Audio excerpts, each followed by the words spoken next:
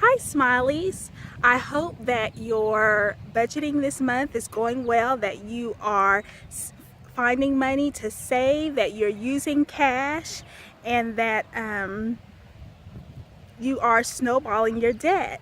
Now this month I have been doing lots of shopping with the envelope system that Dave Ramsey talks about. And I really have been enjoying that because I have stayed within my budget. I find that I'm not going over, I'm not pulling from one area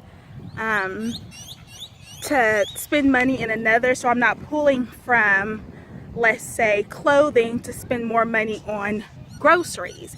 I'm sticking with the amount that I've allotted for groceries, and if there's extra money left over, I'm putting that into savings. And if there's extra money left over in clothing, then I'm either leaving it there to build up, or I'm going ahead and throwing that in savings. That is my own personal choice.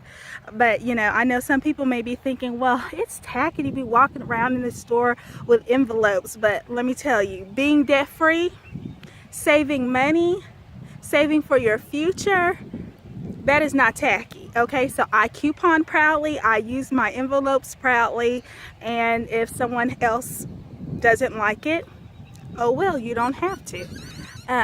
But that really has worked for me, and it has even worked better than just walking around with a wallet of cash, because like I said, I may remember the numbers in my head, but in the moment I may not, and I just see the cash in my wallet. So I'll spend a little extra at the grocery store when I don't necessarily need to. So those envelopes have really been helping me.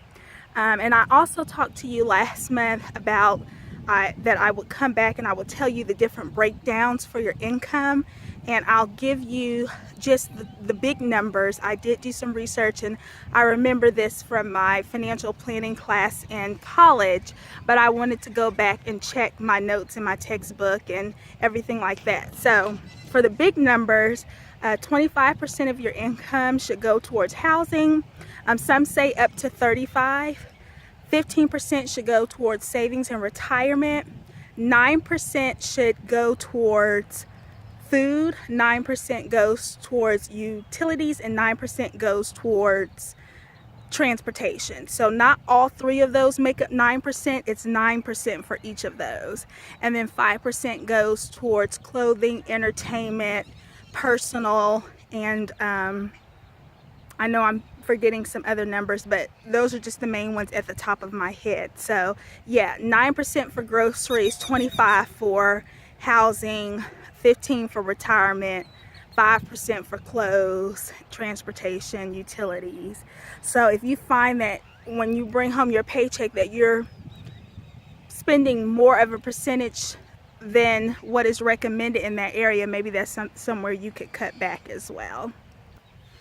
But I hope you are enjoying budgeting this month. I had one subscriber reach out to me and let me know that they have been using cash a little bit more. There's still a little hesitation about it, but they're using it. And so I am proud of you, and I'm proud of all of you Smileys who are, you know, just finding ways to save money and build for your future. You don't have to do it my way. You don't have to do it Dave Ramsey's way, but it is a great thing to be out of debt, and it's a great thing to not have to live paycheck to paycheck, and it's a great thing to be able to go on a nice trip or have a nice dinner and not worry about putting yourself in debt for it. So delay some of your gratification now in order to have gratification later.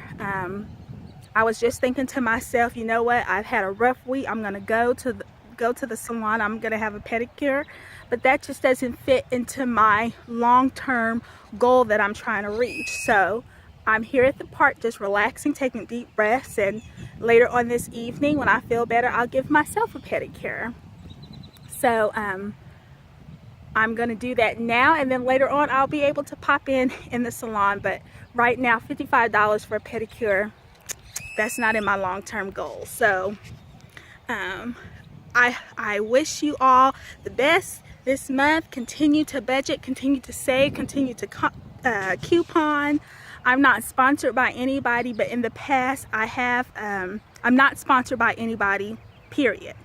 So I'm gonna give you some sites and some tools that I've used in the past where you can look into and get help and suggestions and ideas. So I've already told you that I love listening to Dave Ramsey, so I listen to his podcast. I watch him on YouTube. I've been in his Financial Peace University. I've read a couple of his books. I'm about to start reading Chris Hogan's Retire Inspired book. I'm not sponsored by them or that company. And then the Crazy Coupon Lady, I used to go look on there for where to go for deals. They'll tell you what coupons are out. I'm not sponsored by them, but there are a couple of resources that I've used in the past. I also used to go to the library. My library used to put the Sunday coupons out for anybody who wanted to take them. So look into your local library and see if they do that if you don't want to pay for a newspaper. And also, let's see, coupons.com, I will go there and print coupons. And then, you know, I use my apps. I shop at stores where I can get cash back or rewards in the future.